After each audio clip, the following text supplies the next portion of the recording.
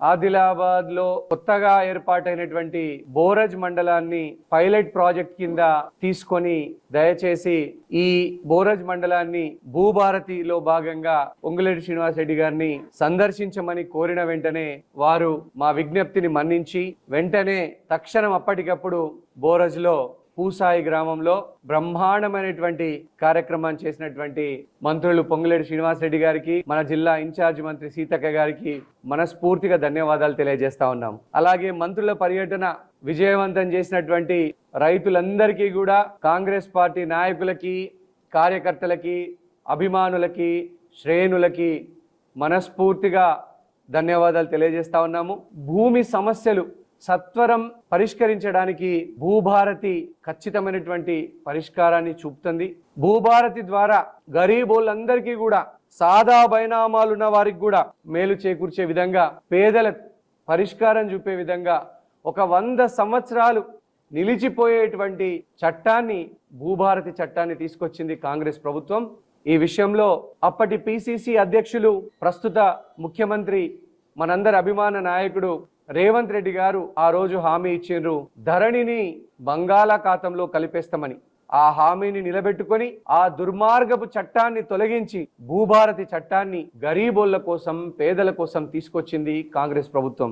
దీనికి మన ముఖ్యమంత్రి రేవంత్ రెడ్డి గారికి, రెవెన్యూ మంత్రి పొంగులేటి శ్రీనివాస్ రెడ్డి గారికి ఆదిలాబాద్ జిల్లా కాంగ్రెస్ పార్టీ తరఫున మనస్ఫూర్తిగా మా ధన్యవాదాలు తెలియజేస్తా ఉన్నాం. ఇక మన ఆదిలాబాద్ లో జరుగుతున్నటువంటి ఎమ్మెల్యే పాయల్ శంకర్ యొక్క భూ కబ్జాలు, దారుణాలు, ల్యాండ్ మాఫియా, భూముల్ని కబ్జా చేసే మాఫియాని పెంచి పోషిస్తున్నటువంటి పాయల్ శంకర్ గారు ప్రజా సంక్షేమం గాలికి వదిలిపెట్టి పైరవీళ్లల్లా, కబ్జాలల్లా వ్యక్తిగత ఆస్తులు సమకూర్చుకోవడం కోసం ఎంతకైనా తెగిస్తా ఉన్నారు. ఈ మధ్య ఒక సర్వే చేస్తే ఆ సర్వేలో అవినీతిలో నంబర్ 1 ఎమ్మెల్యే ఎవరంటే ఆదిలాబాద్ ఎమ్మెల్యే పాయల్ శంకర్ పేరు వచ్చింది.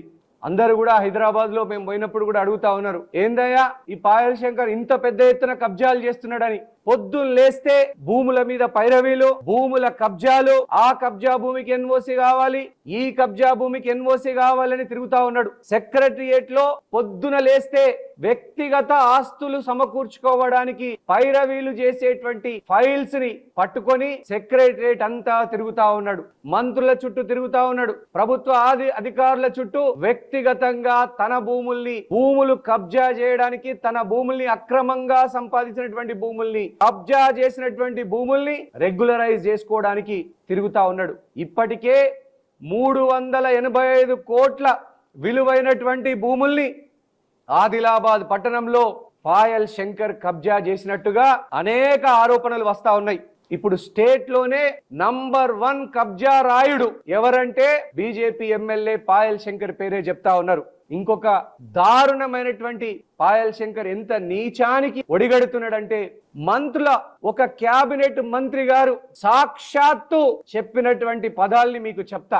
ఒక కీలకమైనటువంటి క్యాబినెట్ మంత్రి గారు పాయల్ శంకర్ యొక్క భాగోతాన్ని నాకు వ్యక్తిగతంగా చెప్పడం జరిగింది. అతను ఏమంటుండంటే, నేను మీ కాంగ్రెస్ పార్టీ ఎమ్మెల్యే అనుకొని నడవండి, కాంగ్రెస్ పెద్దలతో బీజేపీ ఎమ్మెల్యే పాయల్ శంకర్ దొంగ నాటకాలు, రాయబారాలు, నేను మీ కాంగ్రెస్ ఎమ్మెల్యే అనుకొని నడవండి. ఎంత దుర్మార్గానికి, నీచానికి ఒడిగట్టిండి ఈ పాయల్ శంకర్. ఇది స్వయాన రాష్ట్ర క్యాబినెట్ మంత్రి నాకు స్వయంగా తెలియజేసినటువంటి విషయం. పాయల్ శంకర్, నీ వ్యక్తిగత ఆస్తులు పెంపొందించుకోవడానికి, నీ అల్లుడి పేరు మీద, నీ కొడుకు పేరు మీద, నీ పేరు మీద వ్యక్తిగత ఆస్తులు సంపాదించుకోవడానికి ఇంత నీచానికి, దారుణానికి ఒడిగట్టేటువంటి చరిత్ర పాయల్ శంకర్.